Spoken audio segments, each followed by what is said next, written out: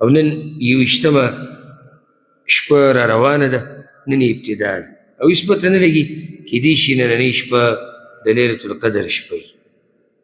کوشش وکړئ. رسول الله وسلم باره کې راځي په حدیث کې چې کله به د الله شپې رالي نو هغه به خپله ملا وتړله عبادتونو ته، خپله ملا به یې وتړله عبادتونو ته، خپله کورنۍ به یې راپاڅوله مانځوله او هغوی ته به یې نصیحت کو، د خپلې بیبیانې به یې راپاڅولې تهجد او دا شپې به هغه روڼولې، د الله شپې.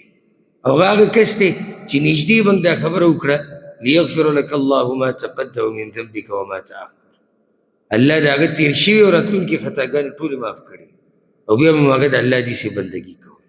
زموږ هېڅ پته نه لګي چې څه به کېږي څه به نه وي، خاتمه به زموږ په څه باندې او بیا هم زموږ محنت او کوشش نشته. نو کوشش وکئ، محنت وکئ، په دې یو څو شپو کې په الله باندې ځان وبښئ. او دا هغه شپې دي چې سلف صالحینو پکې بیا د قرآن د تلاوت ډېر اهتمام کو په لسو کې. د بعضو نه نقل دي چې په دې لسو شپو کې به په هره شپه کې قرآن ختمو، په یو شپه کې به یو پیر قرآن ختمو. دغې چې هغوی چې دا موقع ده او موږ پته نه شي چې د رمضان کې موږ ختم کړی دی که نه. ډېر ډېر زه بدګماني نه کوم، ډېر داسې دي چې ما اوري او هغوی چې زما دا خبره واورېده نو ځان سره یې داسې ووایي چې لا موږ شروع کړی نه دی.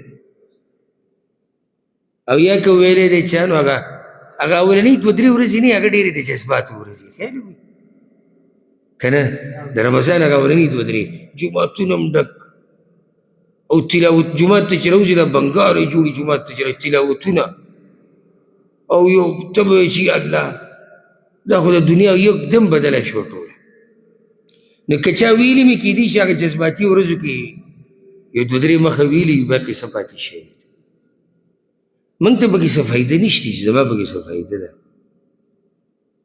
فایده خپله ده او نقصان خپل ده. خو دا درته وایم چې کال انتظار به کوې چې دا شپې بیا راشي، د کال به څوک یقیني خبر راکړي چې دا کال به موږ یو، موږ به بیماریږو نه، موږ به مصروفه کېږو نه، په موږ به مرګ نه راځي.